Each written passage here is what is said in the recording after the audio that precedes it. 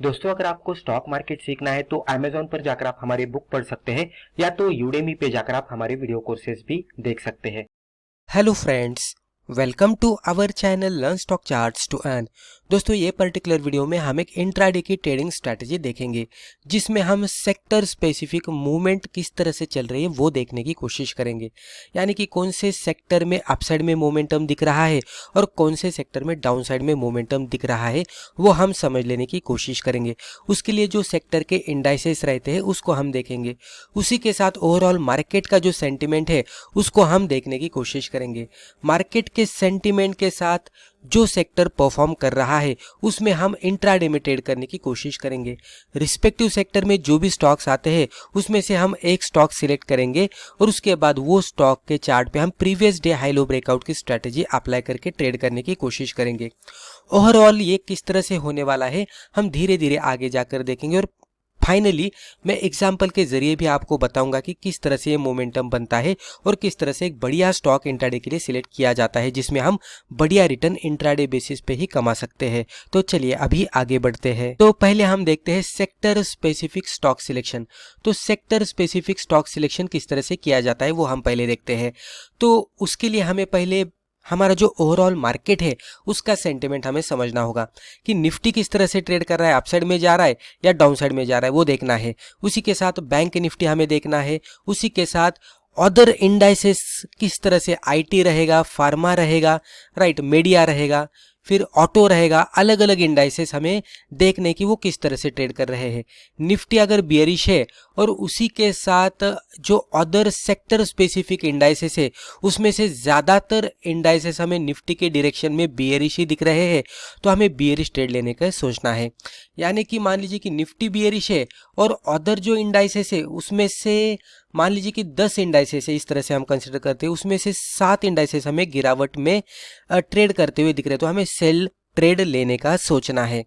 अगर Nifty bullish दिख रहा है और अदर 10 इंडाइसेस यानी कि जो सेक्टर स्पेसिफिक इंडाइसेस है उसमें से 7 इंडाइसेस निफ्टी के साथ अपसाइड में जाते हुए दिख रहे हैं और अदर 3 इंडाइसेस डाउनवर्ड डायरेक्शन में जाते हुए दिख रहे हैं तो हमें ये जो 7 इंडाइसेस निफ्टी के साथ जा रहे हैं बुलिश मोड में तो उसके हिसाब से हमें बाय ट्रेड लेने का सोचना है। तो ये पहला पॉइंट हो गया कि हमें बाय ट्रेड लेना है या सेल ट्रेड लेना है, ये पहले हमें सोचना है कि निफ्टी की डायरेक्शन हमने देख ली और उसी के साथ अदर इंडाइसेस की हमें डायरेक्शन देखनी है। जो ज़्यादातर इंडाइसेस एक डायरेक्शन में हमें दिखते हैं वो डायरेक्शन में ट्रेड लेने का हमें सोचना है, जैसे कि मैंने अभी बता दिया। अभी ये देखने के बाद अगर हमें अभी एक सिनेरियो के हिसाब से मैं आपको बताने की कोशिश करता हूँ, वही सिनेरियो आप अदर डायरेक्शन में भी अप्लाई कर सकते हैं।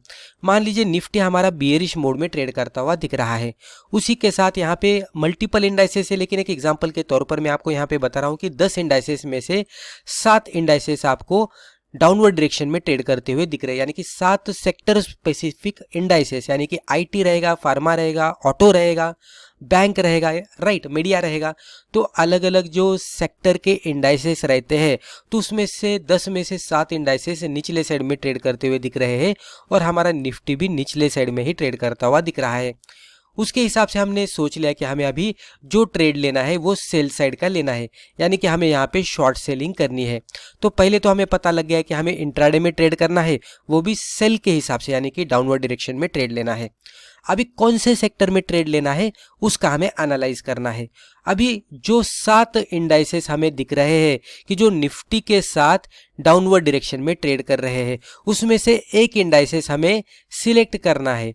वो एक इंडाइसेस किस तरह से सिलेक्ट करना है अभी मैं बताने की कोशिश करता हूँ।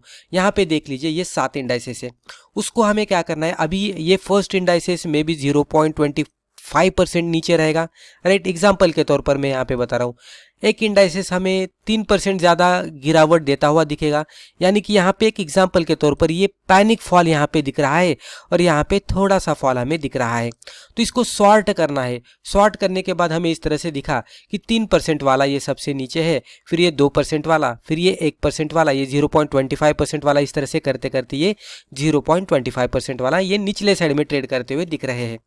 सबसे ज़्यादा जो इंडाइसेस में या तो सेक्टर में गिरावट आ रही है वो इंडाइसेस हमें सिलेक्ट करना है, क्योंकि ये इंडेक्स स्पेसिफिक या तो सेक्टर स्पेसिफिक इसमें कुछ तो ऐसी न्यूज़ होती है कि उसकी वजह से इसमें से मल्टीपल स्टॉक्स में गिरावट आती हुई हमें दिखती है। तो जो भी 7 इंडाइसेस हमें गिरावट दिखा रहे थे, उसको जब भी हम सॉर्ट करते हैं तो सबसे ज़्यादा गिरावट दिखाने वाला जो इंडेक्स है या तो जो सेक्टर है उसको हमें सिलेक्ट करना है और उसमें से एक स्टॉक हमें सिलेक्ट करके उसमें हमें सेल करने का सोचना है। तो कंसिडर करते हैं कि यहाँ पे एग्जाम्पल के तौर पर मैं ये बता रहा हूँ, तो यहाँ पे इस तरह से कंसिडर करते हैं कि आईटी सेक्टर में हमें सबसे ज़्यादा फॉल दिख रहा था जो कि 3% का था। तो ये पैनिक फॉल इसको माना जाता है क्योंकि इंडेक्स में 3% का फॉल बहुत ज़्यादा माना जाता है और आईटी इंडेक्स में ये फॉल दिख रहा है वो पर्टिकुलर डे में, तो उसके लिए कुछ तो न्यूज़ होगी रिस्पेक्टिव सेक्टर में और उसके वजह से इसमें पैनिक फॉल हमें दिख रहा है। तो ये इंडेक्स हमें सिलेक्ट करना है ये पर्टिकुलर डे में शॉर्ट सेलिंग करने के लिए। अभी ये इंडेक्स में मल्टीपल स्टॉक्स आपको दिखेंगे, stock A, stock B, stock C, इस तरह से मल्टीपल स्टॉक्स आपको यहाँ पे ये पर्टिकुलर आईटी इंडेक्स में दिखने वाले हैं। अभी हमें क्या करना है, इसको भी सॉर्ट करना है परसेंटेज वाइज। अभी यहाँ पे जैसे ही हम सॉर्ट करेंगे परसेंटेज वाइज तो इस तरह से सॉर्ट करना है कि ज़्यादा गिरावट दिखाने वाला स्टॉक सबसे ऊपर आना चाहिए, यानी कि 7% निगेटिवली जो स्टॉक ट्रेड कर रहा है ये सबसे ऊपर रहेगा। इस तरह से ये सॉर्ट होकर यहाँ पे इस तरह से कंसिडर करते हैं कि 1.50% निगेटिवली स्टॉक ट्रेड करने वाला यहाँ पे सबसे नीचे दिख रहा है, यानी कि इसका मतलब ये है कि स्टॉक में अगर हम देखेंगे तो ज़्यादातर स्टॉक में गिरावट ही आती हुई दिख रही है। सबसे ज़्यादा गिरावट अगर हम देखेंगे तो ये रिस्पेक्टिव ए स्टॉक में हमें दिख रही है जो कि -7% की गिरावट है इंट्राडे बेसिस पे, और ये स्टॉक हमें इस तरह का दिख रहा है कि इसमें -1.50% की गिरावट आ रही है इंट्राडे बेसिस पे। इसमें से हमें क्या करना है कि ऐसा स्टॉक हमें सिलेक्ट करना है कि जो हमें सेलिंग के मौके दे रहा है। अभी जो स्टॉक हमें सेलिंग के मौके दे रहा है उसमें किस तरह से ट्रेड करना है ये मैं आगे जाकर आपको बताऊंगा। अभी यहाँ तक आपको समझ में आया होगा कि हमने निफ्टी का ट्रेंड देखा, डाउन ट्रेंड था और उसी के साथ 10 में से 7 सेक्टर डाउन ट्रेंड में ही ट्रेड कर रहे थे, तो हमने सेल करने का सोचा, शॉर्ट सेलिंग करने की सोची। 7 सेक्टर में से आईटी सेक्टर हमें ज़्यादा गिरावट देता हुआ दिखा क्योंकि उसमें कुछ तो निगेटिव न्यूज़ रहेगी, तो आईटी सेक्टर हमने चूज़ किया सेल करने के लिए। उसमें से मल्टीपल स्टॉक्स हमने सिलेक्ट किए, उसको सॉर्ट किया। उसको सॉर्ट करने के लिए हमने उसका जो ट्रेडिंग टर्मिनल रहता है उसमें जो परसेंटेज वाइज साइन आता है उस पर भी अगर आप क्लिक करेंगे तो ये ऑटोमेटिकली सॉर्ट होकर आपको देता है, आपको उसमें ज़्यादा कुछ करने की ज़रूरत नहीं है। इसको भी सॉर्ट करने के बाद सबसे ज़्यादा गिरावट दिखाने वाला स्टॉक सबसे ऊपर दिखा और सबसे कम गिरावट दिखाने वाला स्टॉक आपको नीचे दिखा। अभी ये जो स्टॉक्स है उसमें से एक स्टॉक में आपको ट्रेड करना है, लेकिन कौन से स्टॉक में ट्रेड करना है उसके लिए एक अदर स्ट्रैटेजी है, उसको हम previous day high low breakout की स्ट्रैटेजी कहते हैं। तो उसका इस्तेमाल करके हमें इसमें से एक स्टॉक सिलेक्ट करना है और उसमें ट्रेड करना है।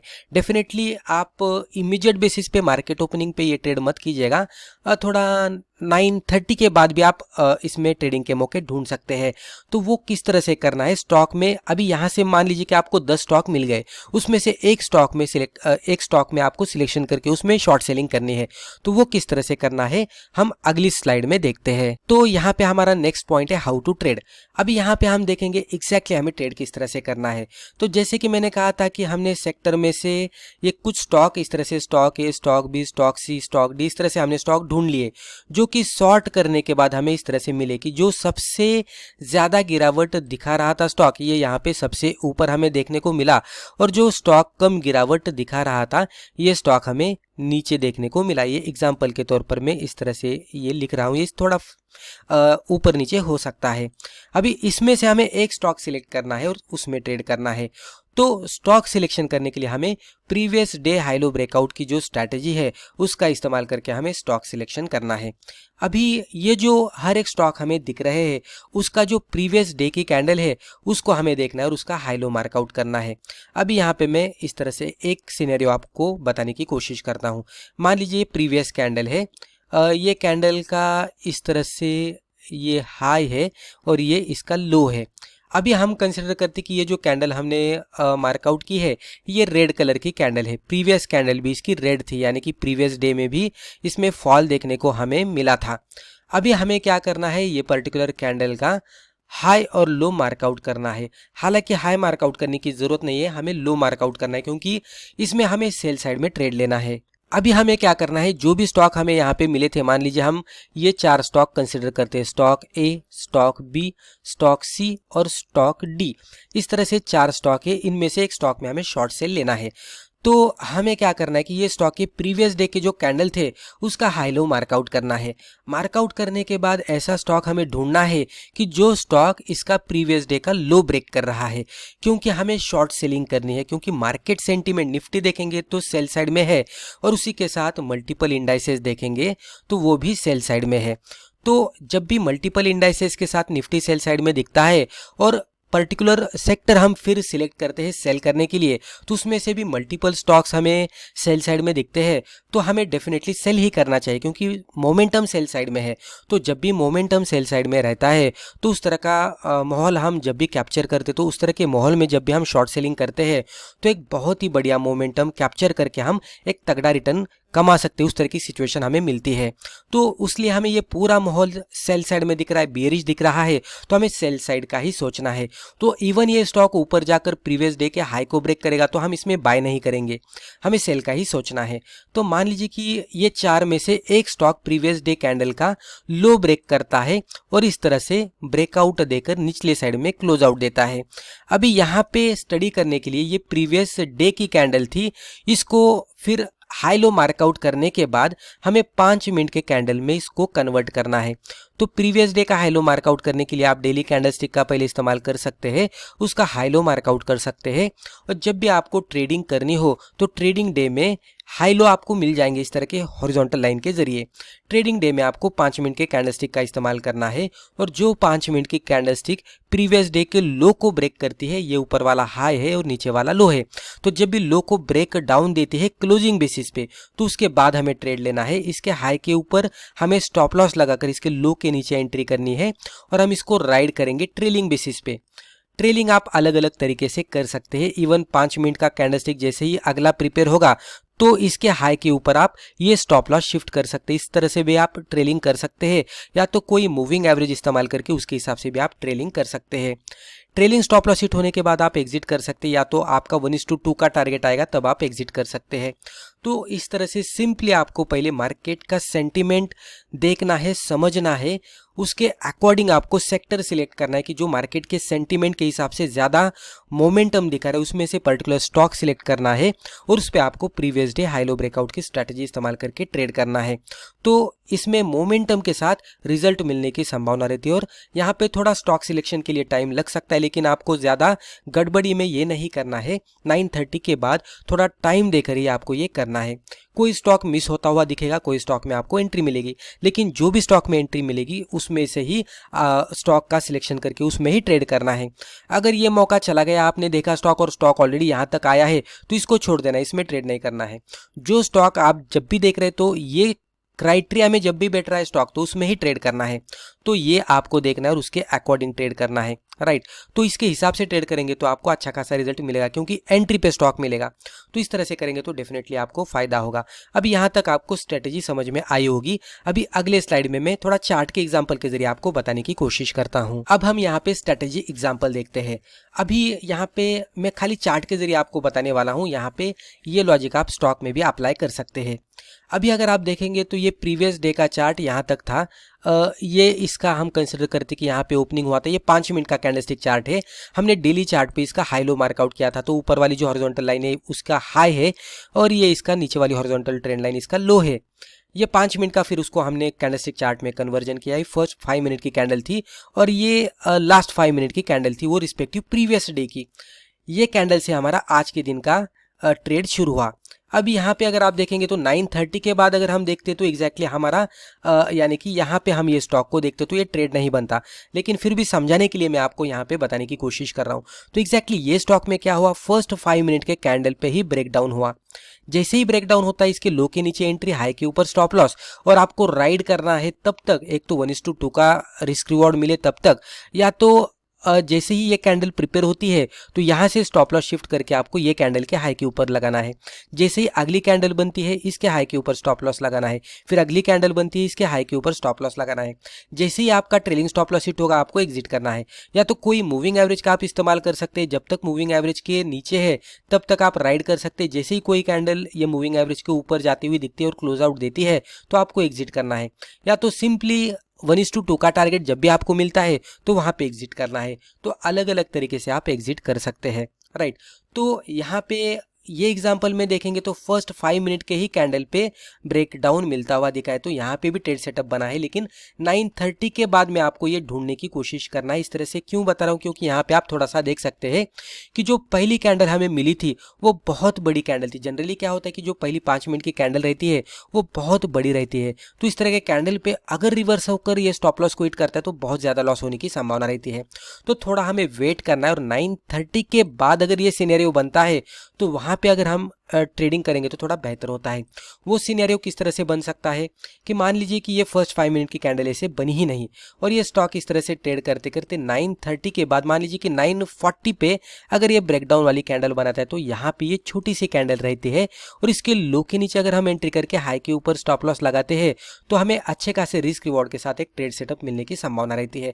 तो इसीलिए 9:30 के बाद हमें ट्रेड सेटअप ढूंढना है। ऐसा नहीं कि हमें पहले मिलेगा ट्रेड सेटअप, तो पहले भी हमें ट्रेड सेटअप मिलेगा, जैसे कि ये एग्जांपल में मिला है, लेकिन यहाँ पे रिस्क रिवॉर्ड का थोड़ा सा प्रॉब्लम रहता है क्योंकि पहली कैंडल बड़ी रहती है। इसलिए 9:30 के बाद ये कैंडल ढूंढकर ट्रेड करेंगे तो वहाँ पे एक अच्छी खासी कैंडल हमें मिलेगी कि जो हमें अच्छा खासा रिस्क रिवॉर्ड भी देगी और मोमेंटम के साथ रिजल्ट मिलने की संभावना रहती है। इवन यहाँ पे भी आप देख सकते हैं कि जैसे ही 5 मिनट के कैंडल ने ब्रेकडाउन दिया तो स्टॉक में बहुत ही तेजी से यहाँ पे फॉल आता हुआ हमें दिखा, तो एक मोमेंटम के साथ रिजल्ट यहाँ पे भी दिखा है। तो इस तरह का ट्रेड सेटअप हमें मिलता है जहाँ पे एक बढ़िया ट्रेड लेकर हम अच्छी तरह से प्रॉफिट कमा सकते हैं। तो दोस्तों मुझे लगता है रिस्पेक्टिव वीडियो में हमने जो भी डिस्कस किया इससे आपको जरूर फायदा हुआ होगा। Thank you.